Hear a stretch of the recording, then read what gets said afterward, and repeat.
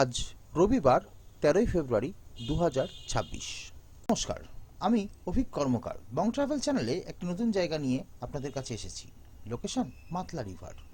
আমার বাড়ি থেকে দূরত্ব মাত্র 44 কিলোমিটার, মানে গড়িয়া থেকে। গাড়ি ছুটিয়ে দেখতে দেখতে চলেই এলাম বারুইপুর। এই বারুইপুর ক্রস করতেই রাস্তাঘাট হয়ে গেল পুরো ফাঁকা। শীতের দুপুরে গাড়ি চালাতে দিব্যি লাগছিল। সবাই গান শুনতে শুনতে গল্প করতে করতে আমাদের গন্তব্যের দিকে এগিয়ে যেতে থাকলাম। এবারে আমাদের সাথে আমার সহযাত্রী হিসেবে ছিল আমার ছেলে, আমার মিসেস এবং আমার মিসেসের মা, অর্থাৎ শাশুড়ি মা। একটা ছোট্ট চা ব্রেক, আমার ছেলে একটু খেলাধুলা, এই দুটো মিলিয়ে দেখতে দেখতে আমরা কিছু ছবি তোলার ভালো ভালো সুন্দর স্পটও খুঁজে পেয়ে গেলাম। চোখের সামনে দেখছেন একটা সুন্দর শান্ত দিঘি।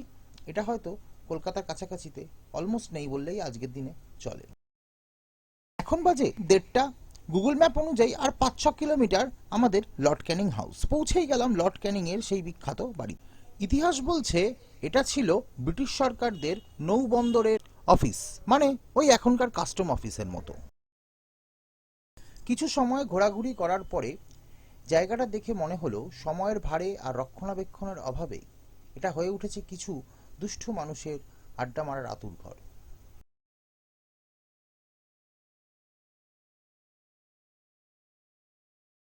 এই হেরিটেজ স্মৃতিগুলোর রক্ষণাবেক্ষণের দায়ভার হয়তো আমাদেরই। এই প্রত্যেকটা ইট, পাথর, কাঠ হয়তো আমাদের জন্মেরও আগে। চলল কিছু ছবি তোলার পর্ব, কিছু সেলফি আর বেশ কিছু সুন্দর ছোট মুহূর্ত। বিকেলের এই সময়টা আমরা বেশ উপভোগী করছিলাম। আশেপাশের জায়গাগুলো যে গাছ দিয়ে ঢাকা ছিল সেগুলো দেখে আমার ছেলে একটু ভয় পাচ্ছিল। পেয়ে গেলাম দুটো সুন্দর ছোট্ট ছাগলের বাচ্চা। তাদের লাফানো দেখে আমার ছেলে তো অবাক।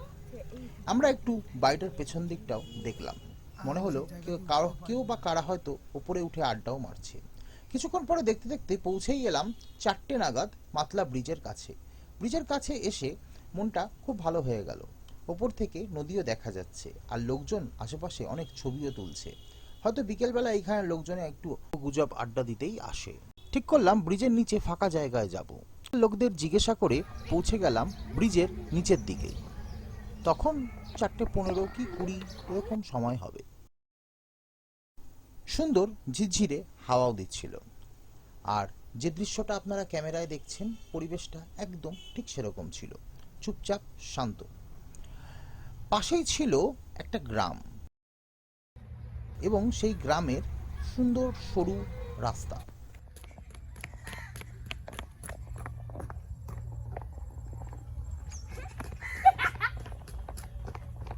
আমার মিসেস তো লোকাল 2-1জনকে জিজ্ঞাসা করে নদীর এই ছোট্ট বাঁকটার কাছে পৌঁছেই দিল আমাদের। চলছিল খালি ছবি তোলার পালা। সুন্দর এই পড়ন্ত বিকেলের এই জায়গাটাতে আমি আমার বাকি বন্ধুদেরকেও খুব মিস করছিলাম। এবারে ফিরে যাওয়ার পালা। ফিরতে তো হবেই বাড়ির দিকে। সূর্যি মামাকে কাছে রেখে আস্তে আস্তে বাড়ির দিকে ফিরতে থাকলাম। সন্ধ্যে 6টার মধ্যেই বাড়িতে ফিরেও গেলাম। আমি বলবো মাঝে মধ্যে পরিবারের সকলকে নিয়ে এইভাবে একটু ছোটোখাটো ডে আউটিং করে আসবেন। জয় হিন্দ, আবার দেখা হবে।